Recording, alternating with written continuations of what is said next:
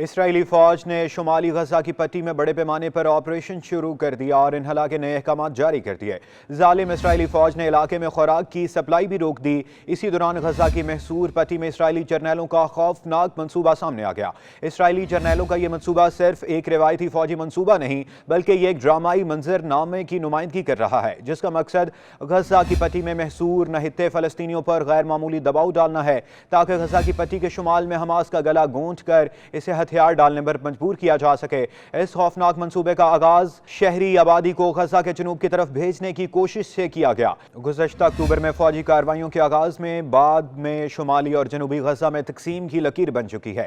منصوبے کے مطابق کوئی بھی شہری جو شمال میں رہنے کا انتخاب کرے گا اسے جنگجو تصور کیا جائے گا اور اسرائیلی فوج کو فوجی ضابطوں کے مطابق انہیں نشانہ بنانے کی اجازت دی جائے گی۔ اسرائیلی فورسز پانی، خوراک، ادویات اور ایندھن جیسے بنیادی وسائل کا مکمل ناکہ بندی کر دیں گے، جس کا مقصد حماس کے ارکان کو دبانا ہے۔ اس منصوبے میں غزہ کو دو علاقوں میں تقسیم کرتے ہوئے شمالی پٹی اور طویل مدتی کنٹرول مسلط کرنے کی کوشش کی جائے گی، جس کا مقصد حماس سے پاک ایک نئی انتظامیہ کا قیام ہے۔ اگرچہ اسرائیلی حکومت نے اس منصوبے کو مکمل طور پر لاگو کرنے کا فیصلہ نہیں کیا ہے، لیکن میڈیا رپورٹ سے پتہ چلتا ہے کہ دراصل اس خوفناک منصوبے کے کچھ حصوں کو زمین پر لاگو کیا جا رہا ہے۔ مختلف ذرائع نے تصدیق کی ہے کہ اسرائیلی وزیر اعظم نیتن یاہو نے اس منصوبے کا ثبوت کے ساتھ مطالعہ کیا، جس سے ظاہر ہوتا ہے کہ فیلڈ حکمت عملی پر عمل درآمد کیا گیا۔ اسرائیلی افواج واضح طور پر اس حکمت عملی سے متاثر ہے۔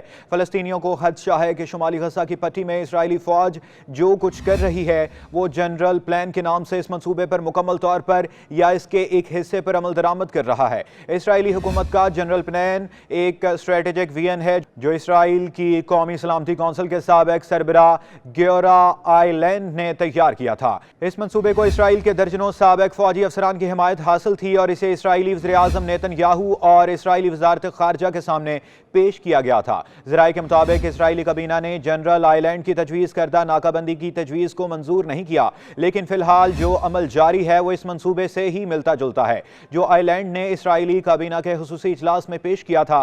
اسرائیلی اخبار یدوت اہرونوت نے 22 ستمبر 2024 کو کہا تھا اس منصوبے میں چند ہفتوں کے اندر آبادی کو خالی کرنے اور علاقے کا محاصرہ کرنے اور غزہ شہر میں جنگجوؤں کو ہتھیار ڈالنے یا بھوک سے مرنے پر مجبور کرنے کے لیے کہا گیا۔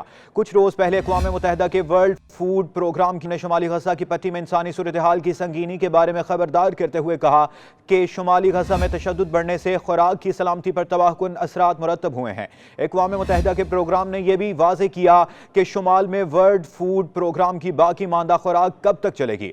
اکتوبر 2024 کو اسرائیلی فوج نے شمالی غزہ کی پٹی کے علاقے جبالیہ میں فوجی آپریشن شروع کرنے کا اعلان کیا تھا اور علاقے میں حماس کے جنگجوؤں اور انفراسٹرکچر کی موجودگی کا کہا تھا۔ اسرائیلی فوج کی طرف سے مسلسل انخلا کی درخواستوں کے باوجود شمالی علاقوں کے باشندے اپنے علاقوں میں رہنے کو ترجیح دے رہے ہیں اور مختلف وجوہات کی بنا پر وہاں سے جانے سے انکار کر رہے ہیں۔